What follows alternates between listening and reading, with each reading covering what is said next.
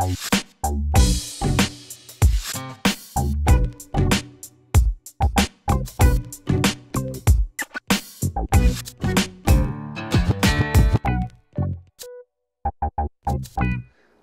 guys, and as I always say, welcome to or welcome back to Cooking with Pouncy.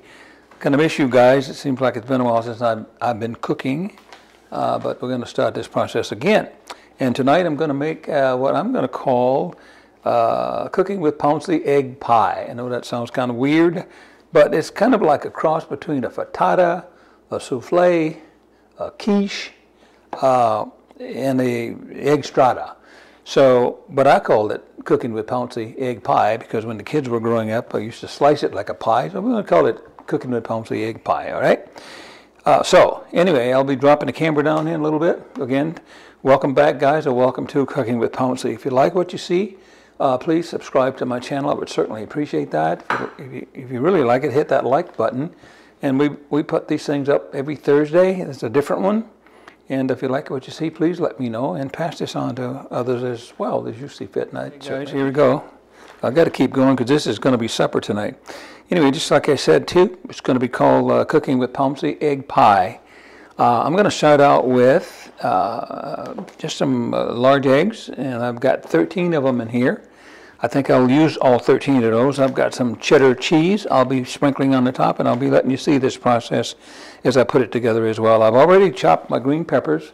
This is a third of a medium-sized green pepper. I've chopped it up, not too fine. You might be able to see that. I'll show that to you, okay? The onions are about the same consistency as well. This is a half of a medium Vidalia onion. I could have put a half a green pepper in there too, but I didn't want that much green pepper. You can put as much as you want when you make this for your family and yourself, if you like what you see here, and I certainly hope you do. I'm going to be adding some spices like black pepper, coarse ground black pepper, and I've got some just regular Morton iodized salt. You can certainly use sea salt or kosher salt, or any salt of your choosing as well. I'm going to start out then with my, then I got some bacon, excuse me. I got some bacon here that I cooked off earlier this morning. And I've got that rendered down, if you will, as well. And I've got six slices, that's hard to say, six thick sliced bacon here. And the fat that rendered off is still in the pan, and the pan is right here. And that's what I'm going to start my hash browns, if you will. These are just regular shredded hash browns. I used to use, and I have used tater tots in here as well, just for the crust of it. But I'm going to be using this in the pan for my crust, okay? And it'll get some brownness on it. These are just regular shredded hash browns. They aren't cooked, and again, they'll brown in this bacon fat.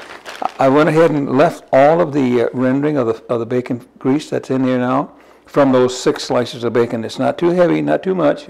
I don't know that you can even see it, but that's probably 2 tablespoons, maybe 2 tablespoons of fat in there, all right? So I'm going to be moving over to the range. Whoops, I forgot my evaporated milk here. I've got to show you. This is a can of evaporated milk. I won't be using all of this. I'll probably use, I might use half of this can of milk, and that's a just a regular 12-ounce can of evaporated milk, all right? So I'll be breaking my eggs in the bowl here in a little bit. And I'm going to whip them up. I'll be adding, like I said, about half of this can. You'll have these specific ingredients in the ingredient list, guys. So I'll break.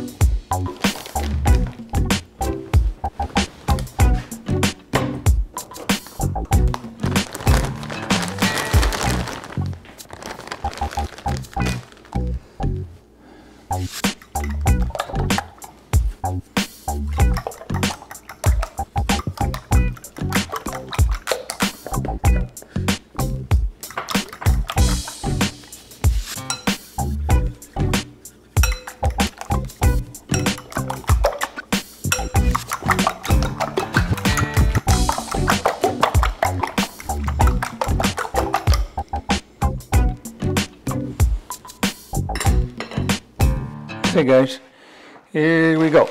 I've got my heat on just about medium here. And I'm going to just, again, this is a kind of ad-libbing here, but I'm going to just coat the bottom of this pan with my hash browns. Just kind of feathering them around in here. And that fat that's in there.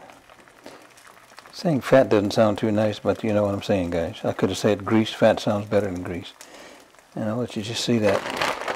And I'm not packing them tight. I just want to loosely, as I'm doing here, sort of covering the bottom of the pan, because I want those areas in there where that heat's going to come up through there as well. I think you know what I mean, guys. So now we're going to take our onions and our green peppers. I'm going to do the same thing. I'm not pressing them down in there. I'm just kind of feathering them across the top. There's the green peppers. A third of a pepper, like I told you. Here's that half of an onion. And this happens to be a Vidalia. You don't have to use a Vidalia onion. Any onion of your choice or whatever's in season. And there's that part of it. I think you can see that, yes. And that's the rest of the onions. Okay, again, this is cooking with Pouncy's egg pie, as it turns out here. All right, it's going to be cooking for approximately at that medium heat. I've been having problems trying to get used to this electric range here. But here we go. Here's those 13 eggs. I've got some salt and pepper in there. You might have seen that earlier. But I've got salt and pepper in there, and I've got my 13 eggs. And I'm just going to pour that right on top of that mixture. A little dustly. I can't say it looks good right now, guys, because it's all raw, but here we go. Okay. Okay. And then we're going to come in with our bacon. Again, this is 6 slices of thick sliced bacon. I guess I could have used 1 or 2 slices, but the more bacon, the better. More bacon, the more better. Does that sound right? It's okay. So I got 6 slices in there. You can put less than that if you want, or more. I want some bacon in every bite, and that's what I'm doing here, guys, okay? I'll kind of get it in there so I can go ahead and get my cheese in there, which is going to go in next before I cover this, all right? Let me just, let's see, yeah, I was going to try to pick it up, but I'm not going to do that. You see what's going on there. Let's get our cheese in there. Let's get our cheese. I'm going to sprinkle my cheese over the top evenly. There we go. Just making sure cheese gets all over. And that's going to be about enough cheese there. Now it's starting to look good, guys. I'm serious. Put some of that little spot right there. I think that's all I need right there, guys. That should do it. I'm going to shoot for 35 minutes. I think I might have said 30 earlier. I'm going to shoot for 35 minutes. I'm not going to uncover it. I can see what's going on inside there, as you see the glass lid there. But we're going to come back in about 30 minutes, 35 minutes. I'll set my timer for it. We hope it does what it needs to do here. Get it in the center of the burner there. And I'll be back with you, hopefully, when this is ready. All right, guys, we're back with this process here. It's actually been 23 minutes on this process. I think I set it initially for 35 or so. But I think it's ready. So, and the testament to the fact that it's ready is that when if you can shake it, and I'm going to do that after I put my mitt on, and it's firm, it won't move. As you can see, it's not moving. You see some liquid there? That's from the cheese and the steam that dripped from here, and it looked like it might be perfect. All right, so that looks really good. I think you guys can. I'm going to hold it up for you there. That looks really good.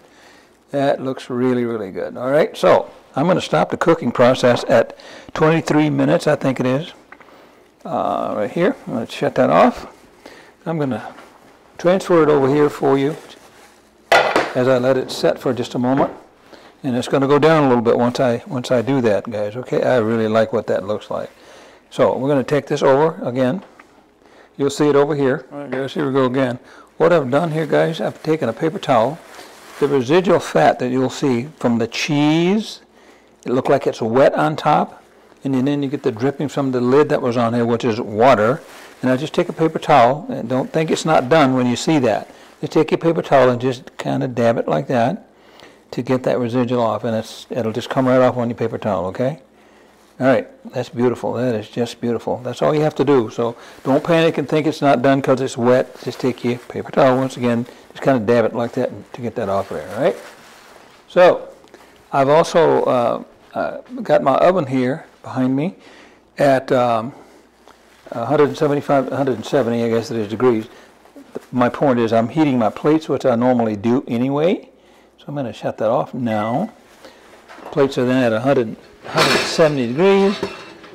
And we don't want to put hot food on cold plates now, do we, guys?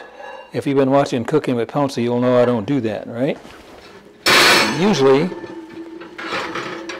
if I'm cooking something in the oven, I'll just use that residual heat from the oven to heat my plates, and these plates are nice and piping hot. I've sliced up a scallion here too, and I think once it cools down a little bit more, I'm going to let it cool a little bit more. Once it cools down a little bit more, I think I'll sprinkle some scallions on the top of it, and I'll have some side stuff on here as well. Okay, so I've cut a couple of pieces here for dinner, and I'm going to sort of garnish the plate. I've got that scallion on there that I told you about, that I sliced up. And my gloves are real slippery, and I'm having a problem opening this because of it.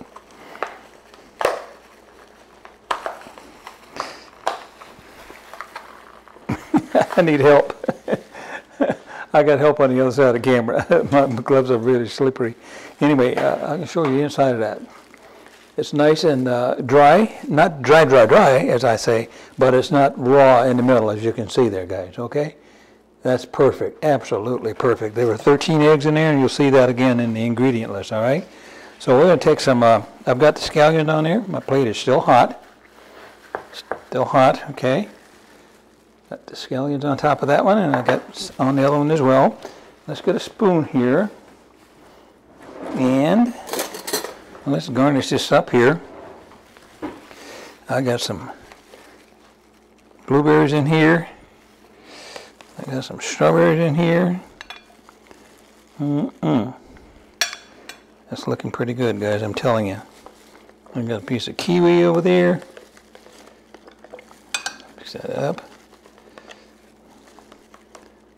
I don't know, I think the produce department kind of shorted me on that kiwi. What do you think, guys? So I'm going to take one off of here and put it on here. We can have one with and one without, can we? Let's just do that, and that's good enough for that, all right? That's good enough for that. And to that, if you want, that's just beautiful, guys. To that, if you want, you can add, let's just put a muffin on there, guys. What do you think? Let's just put a muffin on there, just for show, okay? I'm going to eat mine. My wife probably won't eat her muffin. Oh my gosh, I think that's beautiful. Anyway, guys, take a look at that, all right? I think it's beautiful. I think it's just beautiful, all right? And you can put any other accoutrements you want to put on yours when you serve it for yourself and your family, and I certainly hope you do, guys. Thank you so much once again for tuning in to Cooking with Pouncy. I'm talking fast because we're going to eat. We'll see you next time, guys. Thank you so much once again. Good night.